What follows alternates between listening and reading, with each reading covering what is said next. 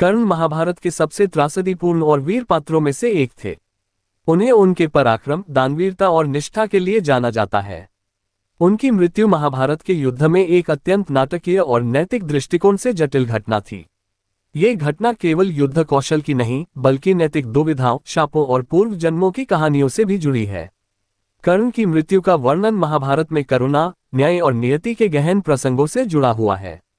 कर्ण कौन थे? कर्ण का जन्म कुंती और सूर्य देव के मिलन से हुआ था। कुंती को यह वरदान प्राप्त था कि वह किसी भी देवता का आवाहन कर सकती थी और उनसे संतान प्राप्त कर सकती थी। विवाह से पहले ही कुंती ने जिज्ञासावश सूर्य देव का आवाहन किया, जिससे उन्हें कर्ण की प्राप्ति हुई। लेकिन लोक लाज के भय से उन्होंने नवजात कर्ण को एक टोकरी में रखकर गंगा में बहा दिया। कर्ण को अधीरथ और राधा ने पाला, जो एक सारथी थे। इसलिए कर्ण को सूत पुत्र कहा गया।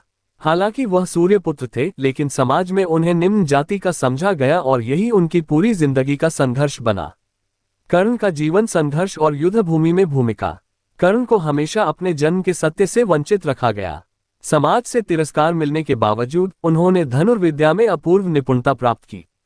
परंतु गुरु द्रोण और परशुराम ने उन्हें क्षत्रिय न मानते हुए शिक्षा देने से मना कर दिया। अंततः परशुराम से उन्होंने झूठ बोलकर शिक्षा प्राप्त की, जिससे बाद में उन्हें शाप मिला कि जब वे सबसे कठिन परिस्थिति में होंगे तब उन्हें अपनी विद्या याद नहीं आएगी। कर्ण ने दुर्योधन का साथ दिया, जिसने उन्हें आंध्र देश का राजा बनाकर उनका सम्मान लौटाया। इसी कारण कर्ण ने दुर्योधन की मित्रता को जीवन भर निभाया, भले ही वह अन्याय के पक्ष में क्यों न खड़ा हो। कर्ण की मृत्यु घटनाओं की श्रृंखला। महाभारत के युद्ध में कर्ण की मृत्यु कुरुक्षेत्र के 17वें दिन हुई। इस दिन वह अर्जुन से आमने सामने भिड़े। ये युद्ध अत्यंत कठिन और लंबा चला। कर्ण के पास अर्जुन को पराजित करने की पूरी क्षमता थी, लेकिन नियति, शाप और नीतियों ने उसकी मृत्यु सुनिश्चित कर दी। नीचे कर्ण की मृत्यु से जुड़ी प्रमुख घटनाओं की श्रृंखला प्रस्तुत है। 1. कर्ण को मिले शाप। कर्ण को 3 प्रमुख शाप मिले थे। परशुराम का शाप। जब परशुराम को पता चला कि कर्ण क्षत्रिय है, तो उन्होंने शाप दिया कि जब कर्ण को अपनी विद्या की सबसे अधिक आवश्यकता होगी, तब वह उसे भूल जाएगा। ब्राह्मण का शाप। एक बार अभ्यास करते समय कर्ण ने एक गौ को मार दिया जो ब्राह्मण की गाय थी। उस ब्राह्मण ने शाप दिया कि जब कर्ण युद्धभूमि में होगा तो उसकी रथ की धुरी धंस जाएगी और वह असहाय होगा। माता पृथ्वी का शाप। एक बार कर्ण ने संकल्प करके अपनी शक्ति से पृथ्वी को दबा दिया था। पृथ्वी ने तब शाप दिया कि वह समय आने पर उसकी सहायता नहीं करेगी और उसकी रथ का पहिया उसमें धंस जाएगा। इन शापों ने कर्ण की मृत्यु में अहम भूमिका निभाई। 2. इंद्र द्वारा कवच कुंडल का हरण। कर्ण का कवच और कुंडल जन्मजात थे, जो उन्हें सूर्य से प्राप्त हुए थे। ये उन्हें अमरता जैसे सुरक्षा प्रदान करते थे।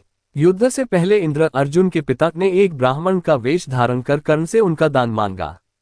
कर्ण ने उन्हें खुशी खुशी दे दिया, जिससे वह अत्यधिक कमजोर हो गए।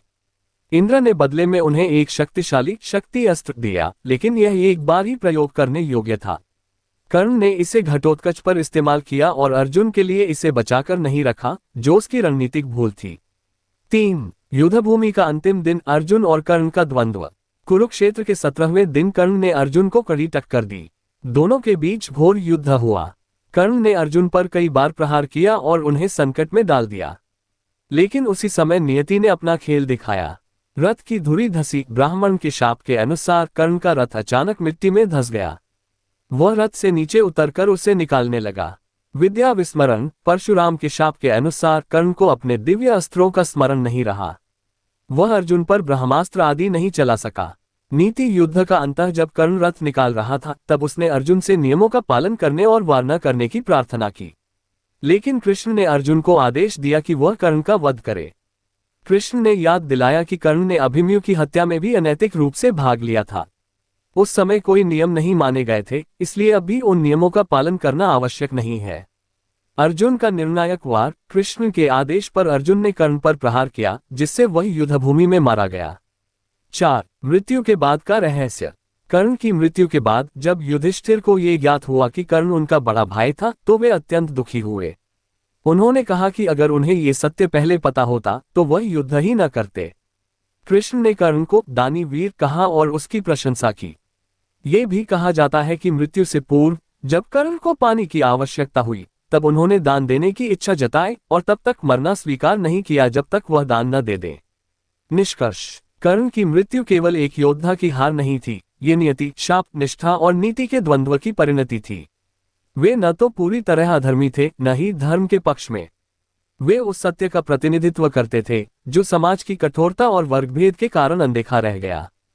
कर्ण की मृत्यु हमें ये सिखाती है कि जीवन में केवल गुण होना ही पर्याप्त नहीं होता, कभी कभी समय, स्थान और स्थिति भी निर्णायक होते हैं। महाभारत के इस महान पात्र ने अंत तक अपनी निष्ठा निभाए और इसलिए वे इतिहास में दानी कर्ण और त्रासदी पुरुष के रूप में अमर हैं।